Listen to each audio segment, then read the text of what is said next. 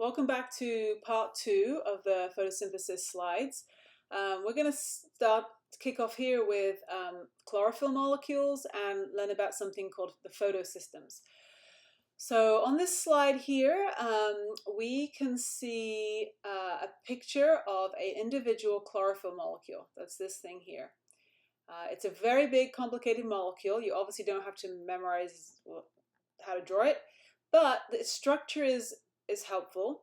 You can see it has a head section here with a magnesium ion that has charge, a 2+ charge, and some nitrogens here which are also going to be charged negatively or partially charged.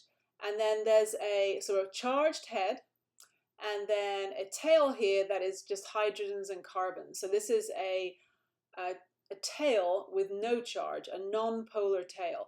So this molecule should look very similar to another molecule that we've learnt about with a charged hydrophilic head and a non-charged, non-polar hydrophobic tail. It should look just like a phospholipid in a way. Phospholipids have two tails, but it's kind of similar. And so what this means is that this molecule of chlorophyll can nestle in amongst phospholipid molecules very happily. So here is a phospholipid bilayer, and this is actually the membrane of one of these thylakoids, these baggies or sacs that are inside the chloroplast. And so you can see the phospholipid bilayer here, and then within that you can see a bunch of these chlorophyll molecules.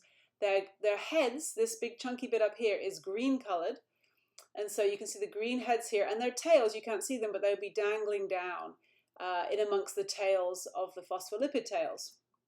And clusters of these chlorophyll molecules kind of gang together. It's called a raft. They kind of gang together, hanging out together in a big lump or cluster inside, embedded in the membrane of the thylakoid. And this is called a photosystem.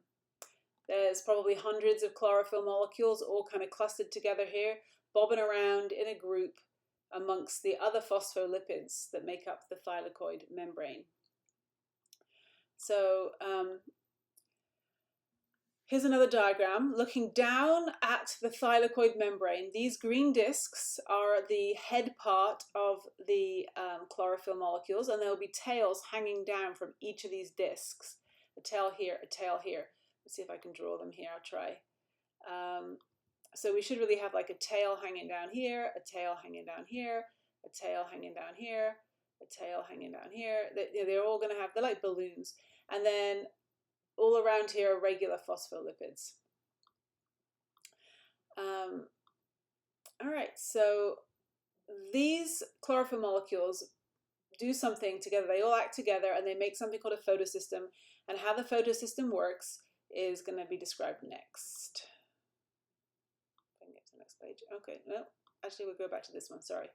So what happens here is that when sunlight strikes the leaf, the energy from the sunlight kind of goes down inside the leaf, and the sunlight comes in these forms of these things called photons. Photons are like individual packages of energy that the sun is like spitting out all the time. And so these little individual packages of energy come down through space, come down through the atmosphere of the Earth, and they strike the leaf, a little bit like striking a bell. They strike the individual chlorophyll molecules within the cells of the leaf. So if you can imagine like a really, really pinpointed strike right on the head of this molecule. And when the photon collides with this head part of the molecule, it makes the molecule vibrate.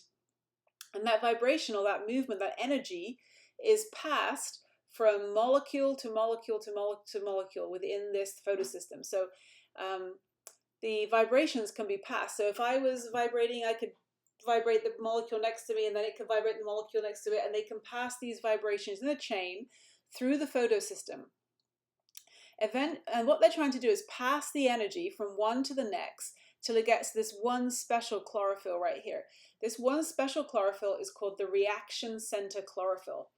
And this is the chlorophyll molecule that's going to store up all the energy that's passed to it. So it doesn't matter which one of these pale green ones gets struck with a photon or with light. Any of them can get struck, and they'll all just pass their vibrations and kind of funnel it all the way into this reaction center, or this special chlorophyll in the center of the photosystem. That's what this next slide is showing. It's showing that, let me go, if I can get it to go. Here are all the chlorophyll molecules again in a thylakoid. Any one of these can get struck, and then the vibrations are passed from one to the next, whatever route it takes, until all the energy gets concentrated at this one reaction center chlorophyll right here. Eventually, this reaction center chlorophyll molecule gets so much energy funneled towards it from all the chlorophylls that are getting struck by light all the time. Eventually, it gets so energized and so excited, and you can think about it vibrating so much that it cannot sort of hold itself together anymore, and it actually ejects a couple of electrons from its bonds. It's so vibrating and so energized that it just spews out a couple of excited electrons. And that's what this is showing here. So once again, the energy from light, photons, strikes the thylakoids. The energy is passed from chlorophyll to chlorophyll, and the electrons are ejected from the super excited reaction center chlorophyll molecule. Let's skip that one. That's just a description of what we just talked about, and what we just talked about again. All right, in the next little video, I'm going to describe this pretty complicated slide.